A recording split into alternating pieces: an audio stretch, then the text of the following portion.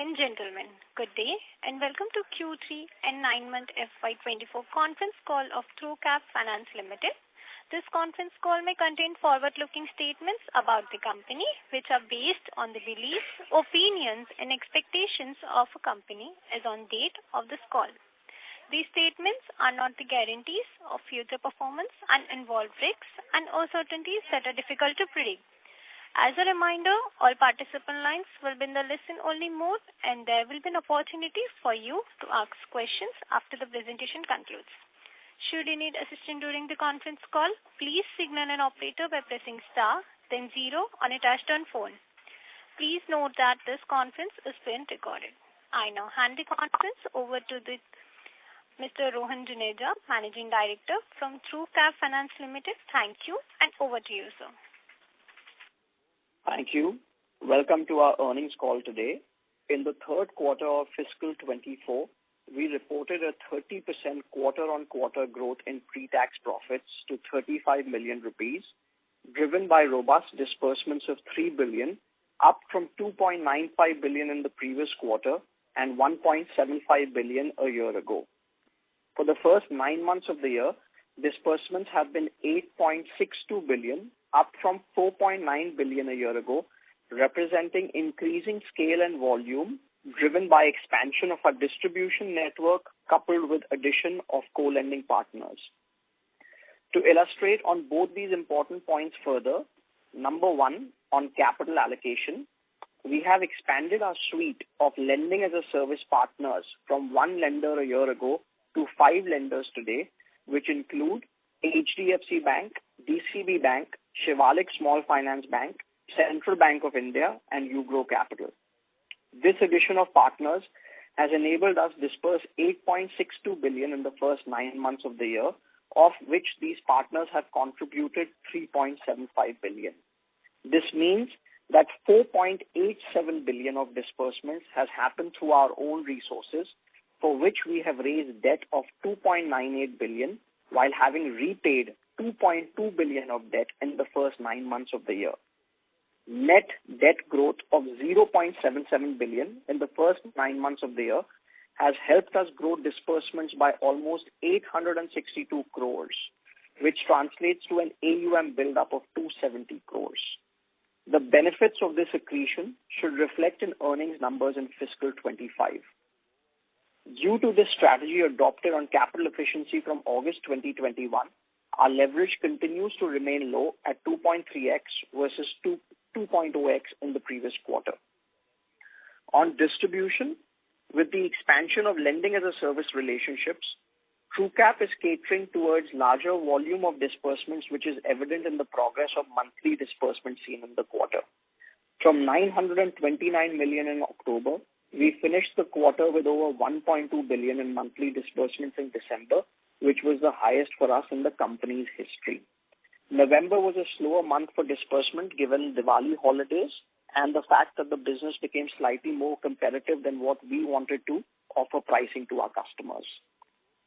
Our distribution footprint has gone up from 53 branches in the last 1 year to 128 branches at the end of December 2023. The majority of our branch openings have been in Tier 2, Tier 3 and Tier 4 towns, which today represent almost 85% of our branch presence. Our footprint today covers the states of Maharashtra, Madhya Pradesh, Gujarat, Rajasthan, Delhi NCR, Punjab and Goa, and further branch additions at an opportunistic time will happen in these states. Given that the majority of our co-lending partnerships are driven by the MSME gold loan product, over 77% of our quarterly disbursements were driven by MSME gold loans. Our track record in the gold-backed product has been fairly resilient, with over 22.3 billion of cumulative disbursements done over the last 3.5 years, with only 0.1 billion being taken into auction, where we have recovered more than 104% of principal plus interest and given money back to the customer. Also, GNPAs in this product are a meager 10 basis points. In the collateral-free MSME business loan product, we dispersed 0.69 billion in the quarter, compared to 0.72 billion in fiscal 2Q24. Cumulatively, we have dispersed 6.36 billion in the MSME business loan product, with our GNPAs there being 3.6%. Assets under management at the end of December 2023 were 8.5 billion, up from 7.8 billion in September 23 and up 67% over the last 1 year. The product composition of our total on and off balance sheet AUM today is 65% in gold loans, 34% in MSME business loans, and 1% in loan against property and personal loans, which are in runoff mode. Active customer count, which was 24,000 in December 2021 and almost 65,000 in December 2022, is up to almost 85,000 customers today. We have almost 21,000 women borrowers today, while we have lent to over 60,000 women entrepreneurs since we began business in 2018. New to credit customers account for almost 30% of our borrowing base. Gross NPAs in the quarter came in at 1.4% versus 2.7% a year ago. This improvement year over year has been driven by a relentless focus on resolving legacy LAP and personal loans, which last year were almost 55% of our gross NPAs. Today, only 7% of our NPAs come from the legacy LAP and personal loan bucket, which are also in the process of being resolved by the end of this fiscal year or by the end of the first quarter in June. Collection efficiency in the gold loan product is well north of 200% due to prepayment, repayment, part payments and closures, while for the business loan product, collection efficiency has ranged from 90 to 95% since September 2022. Lastly, on the cost to income ratio, which we are looking to improve through productivity and tech enhancement, we dispersed almost 36,100 loans in the December quarter versus 40,000 loans in fiscal 2Q24 and 22,000 loans in December 2022. This means we averaged almost 400 loans made per working day in December 2023 versus 437 loans in September 2023 and 237 loans per day a year ago. Almost 47% of our branches are profit-making on a cumulative basis as of December 23, and we expect this number to go up to 65% in the next few months. 48% of our branches have less than a 12-month vintage, which should reach break-even in the next 6 to 9 months. 45% of our 128 branches have an AUM in excess of 40 million rupees, and we are now very keenly focused on substantially improving branch productivity, which is measured in loans per day, per branch, per person, and the resulting profitability it brings to the business. With that, I'd like to open the call for Q&A. Thank you. Thank you very much. We will now begin the question and answer session. Anyone who wishes to ask a question may press star and 1 on the touchtone telephone. If you wish to remove yourself from question queue, you can press star and 2. Participants are requested to use handsets while asking a question. Ladies and gentlemen, we'll wait for the moment while the question queue assembles.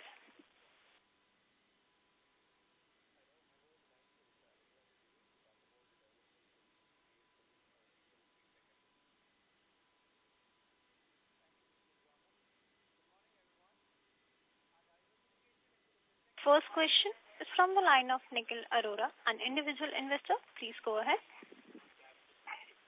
Hello. Good morning, sir, and congratulations on a good set of numbers. So I just want to understand if, the banks are moving more into the gold loan space.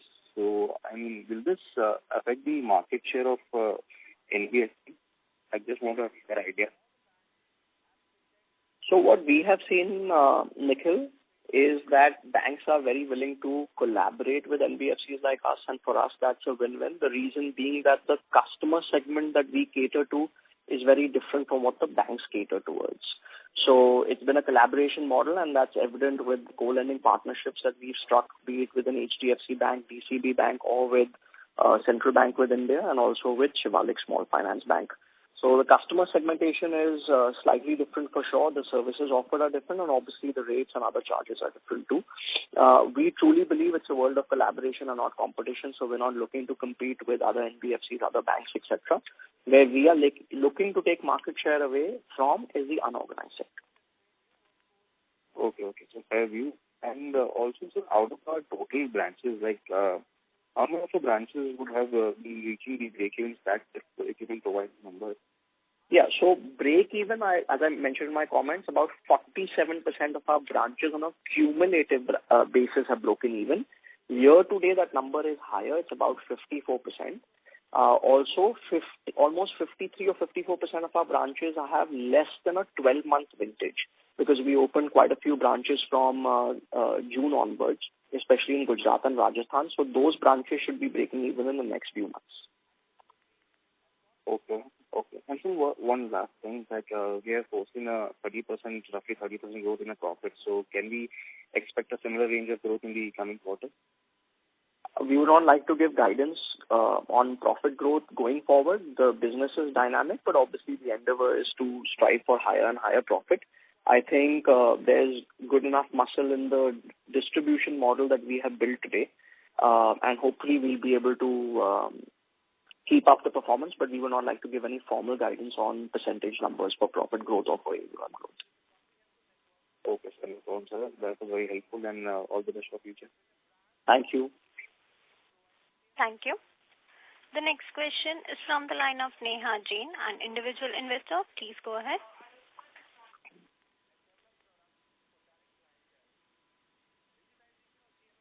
Yes, Ms. Neha, you are unmuted. Please go with the question. Hello.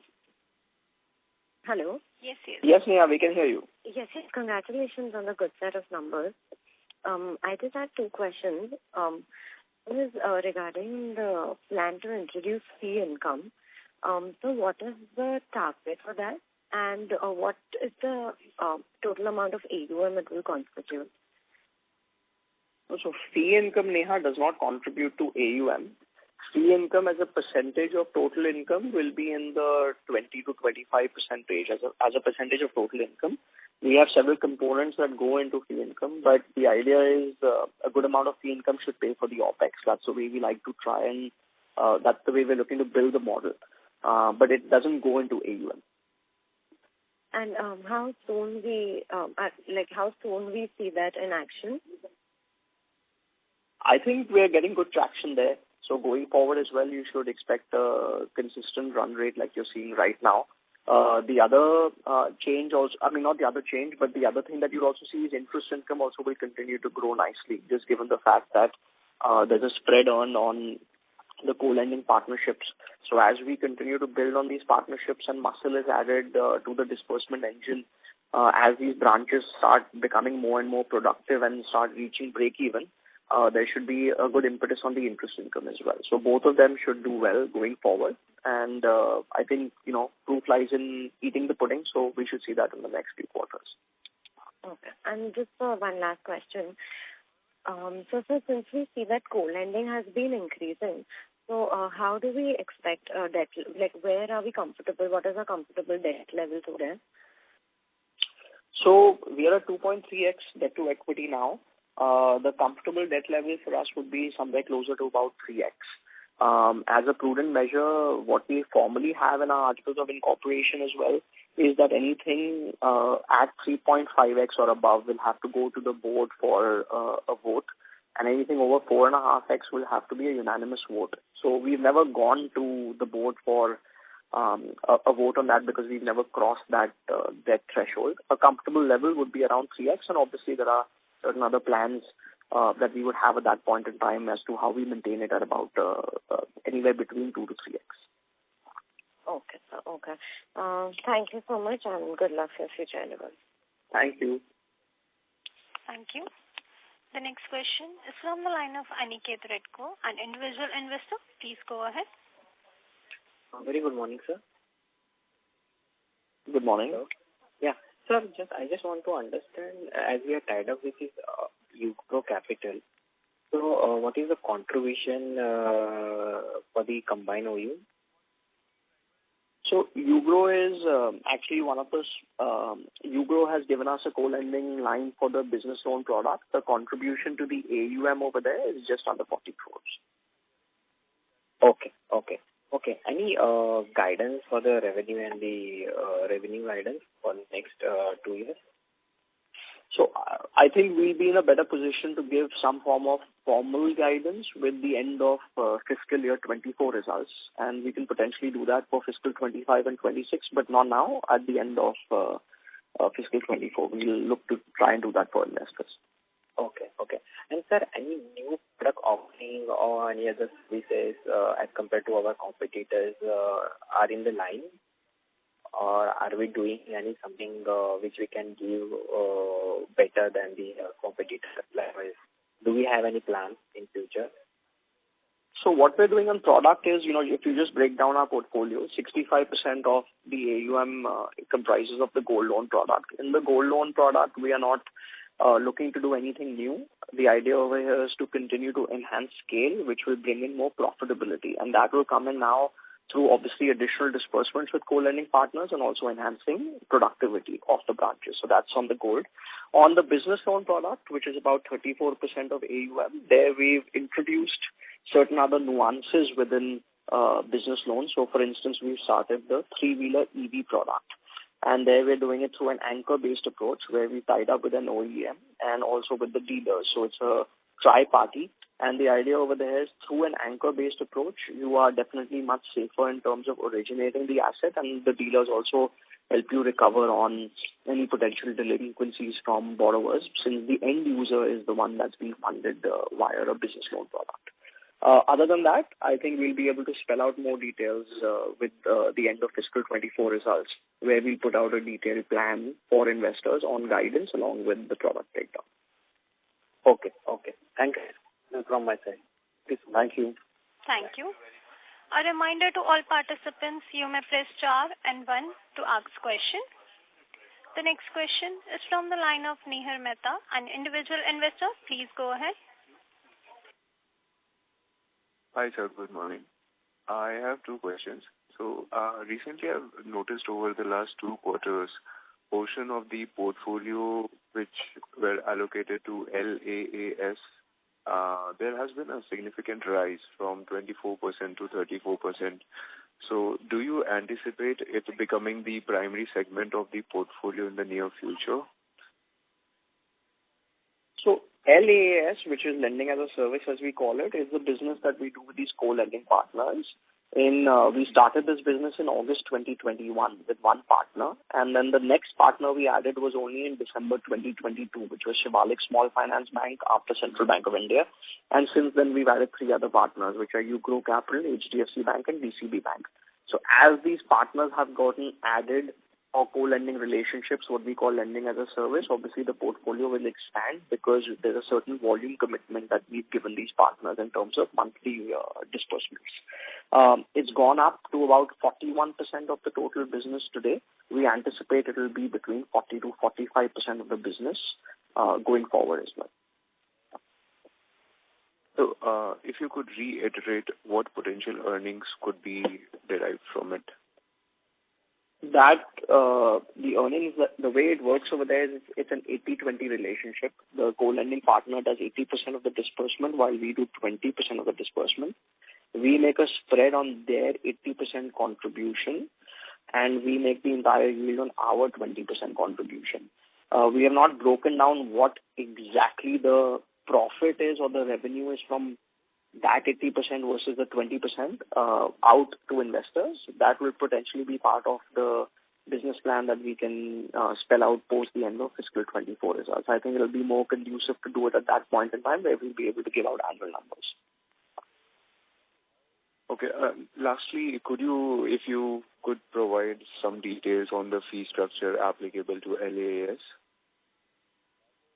So the structure that it works with LAAS is on the 80% contribution that is done by the partners, we earn a spread on that 80%.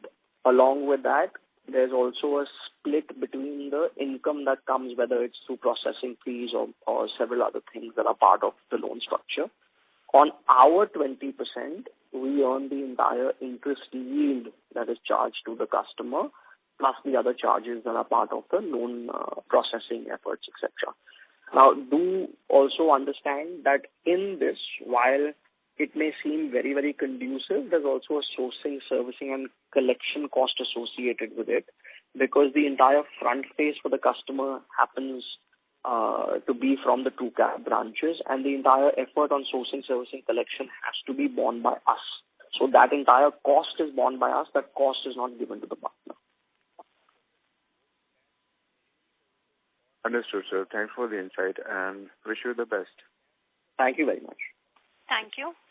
A reminder to all participants, you may press star and 1 to ask question. The next question is from the line of Rohan Mehta, an individual investor. Please go ahead. Yeah, thank you. Good morning, sir. Congrats on a good quarter. Sir, wanted to ask if you would look to increase focus on unsecured loans since the yields are relatively higher in that section. So there continues to remain a focus on both the products, the secured and the unsecured product. As a percentage of disbursement, today the secured product is between 80 to 85% of quarterly disbursements, while the unsecured product is between 15 to 20%. In terms of AUM build-up, the secured product takes longer for us. The reason being it's a gold-backed product, and gold, the runoff is faster. So going forward, I think we'll continue to see the same, relatively same proportions for both the products, because the AUM build-up for the secured product for us takes longer, given the fact that it's a shorter tail product with gold. So long story short, it's not that we're going to increase the focus on the unsecured product, but the disbursement proportion will remain relatively the same. And then it all depends on how fast the AUM build-up happens, which is largely contributed by the runoff in gold. So if I had to give you a number, you would continue to see it in the same proportion as you're seeing it today. Understood. Thank you, sir. And speaking of gold, in terms of our competitive space, even with banks, since banks are relatively, going aggressive on the gold loan area, would you see that as a competition for NBFCs, or what's your take on that, sir? My personal take is that the gold loan market has always been competitive. It's not that there's not been competition in the gold loan space. Now the question is, who are you competing with?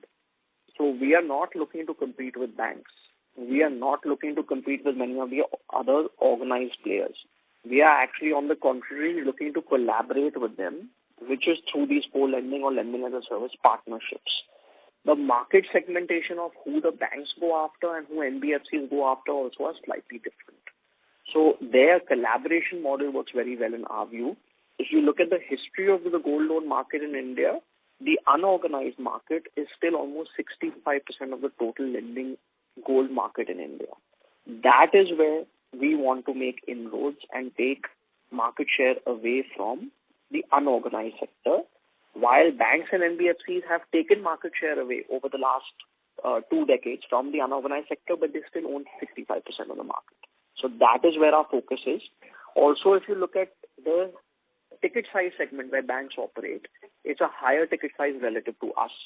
So they also looking to penetrate to a lower ticket size customer through conduits like us, NBFCs, who they are forming a co-lending relationship with.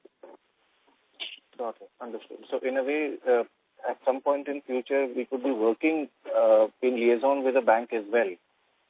We already are right now with them. The co-lending partnership is a very collaborative process, and it's a very exhaustive process. So believe it or not, to tie up with a bank for a potential co-lending partnership is a very long process, because not just you have to agree on policy, product and process.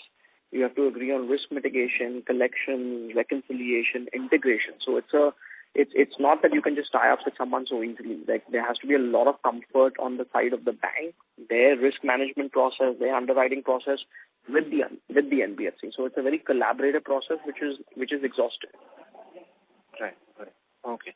And sir, just to touch upon our lending against property, since that is on the decline, have we completely exited? And as the quarters come by, what would be this impact on our gross NPA of our exit from the LAP loan section?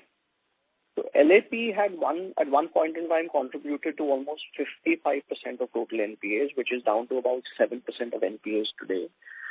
It's less than 1% of our loan book, which we expect will run down over the course of the next 9 to 12 months. We don't think the LAP book will contribute to a significantly larger NPAs than 10% of the total NPAs going forward. So the idea is to resolve the existing accounts, get them out of the portfolio, and that's not a product that we are interested in. Also, please remember that the LAP product that we did, which was in the first full year of business for us in fiscal 18, was a slightly higher ticket LAP portfolio catering towards the MSMEs only in the cities of Bombay and Pune. That time we did not have an active branch presence, and that time we had no external debt as well. So it was only done in Bombay and Pune with an average ticket size of about 30 to 31 lakhs. It is not the affordable LAP which many other players are doing today, which is in the 1 to 10 lakh ticket size segment, which has a higher yield. So our LAP was very different, which is what we did, which is what we recalibrated post ILMFS in September 18. Understood. Thank you, sir. Just one last question, sir. If you could give some color on what kind of investment we'll be doing in technology in terms of to help scale up the disbursements, and if there are any partners on the horizon for us, in terms of co-lending. So on the partners for co-lending, I think you'll see it over a period of time. There's only so much I can say at this point in time. The existing partners that we have to give them a certain amount of volume, which our branches are doing at this point in time. I would wait for time for you to see yourself if there are any additions to co-lending partners. Those are discussions that are always in the pipeline. On your first question on technology, so the big focus on technology for us today is to make sure two things happen. Firstly, the customer journey is a fairly easy journey for the customer, where there's a very low drop-off between lead and login. So what happens in the industry oftentimes is there's a significant drop-off from lead to login, either because the customer journey is not that easy, or either the kind of documentation that is required by the lender is too difficult for the customer to give you, because of which the customer becomes not interested. So the first focus is on that. And the second focus is then once a file has been logged into the system, how efficient can you be to make sure that your file gets from login to disbursement or login to rejection in the easiest manner.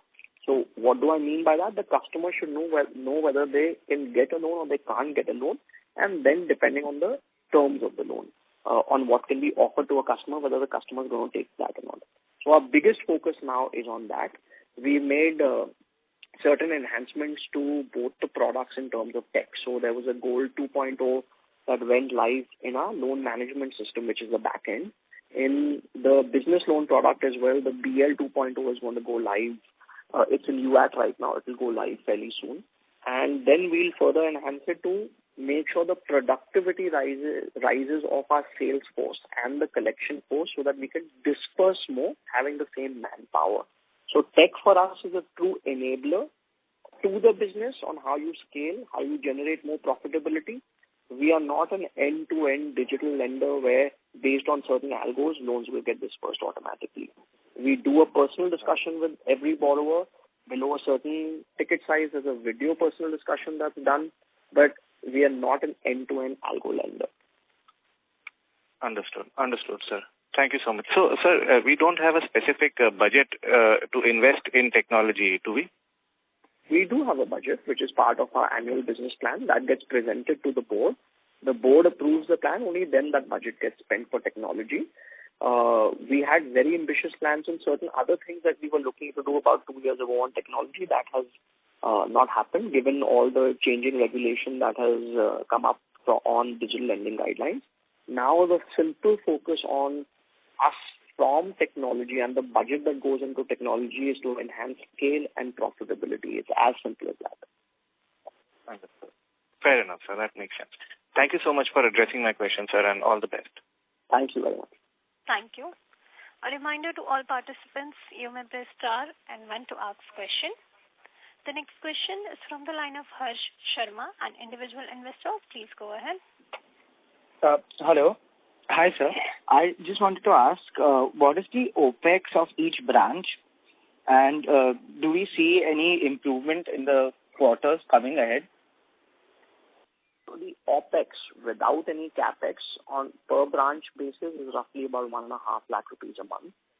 You have to remember this is not a traditional business loan branch. This is a traditional gold loan branch where you can now cross-sell BL as well. So for a traditional gold loan branch, our branch structure has 4 people per branch, and then obviously the salaries, the petty cash, all the other expenses, that's about 1.5 lakh a month.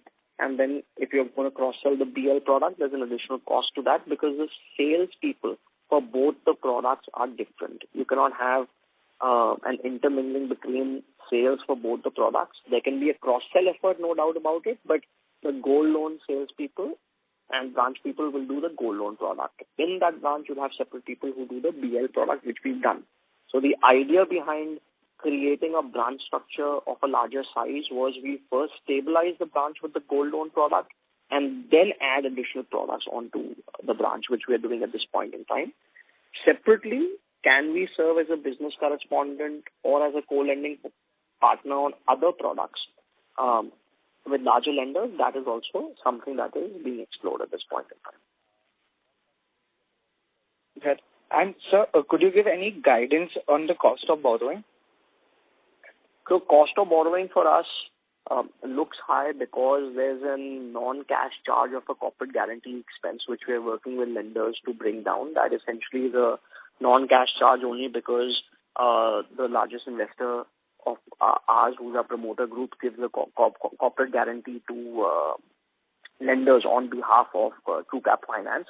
As we've gotten bigger, we've raised debt now in the last quarter especially without a corporate guarantee as well. So I would not like to give formal guidance on the cost of borrowing at this point in time. That will perhaps be part of a business plan that we can share with investors going forward at the end of fiscal 24.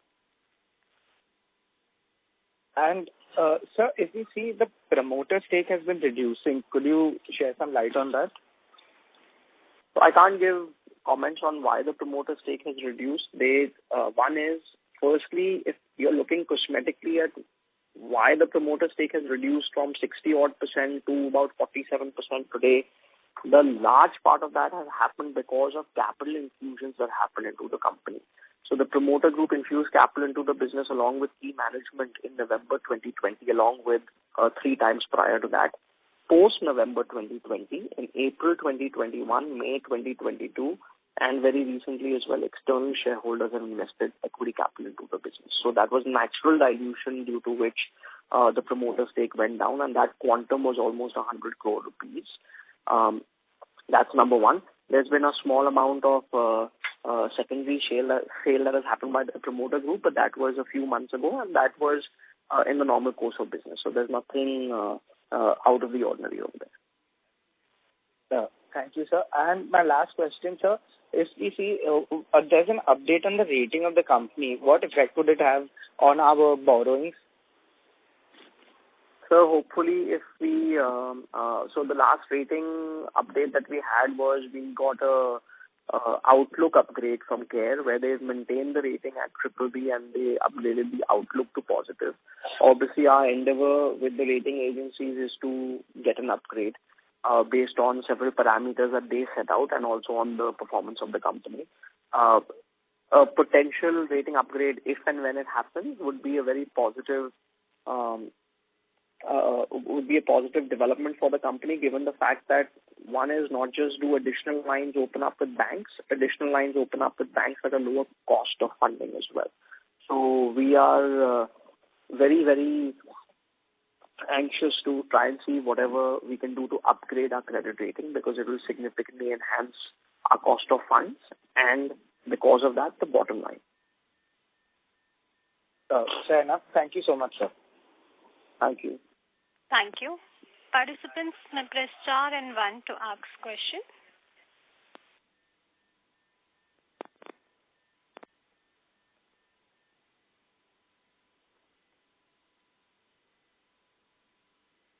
As there are no further questions from the participants, I now hand the conference over to Mr. Rohan Juneja from Trucap Finance Limited for closing remarks. Thank you very much. We look forward to talking with everyone on the next quarter's earnings call. Thank you. Have a good day. Thank you. On behalf of Trucap Finance Limited, that concludes this conference. Thank you for joining us, and you may now disconnect your lines. Thank you.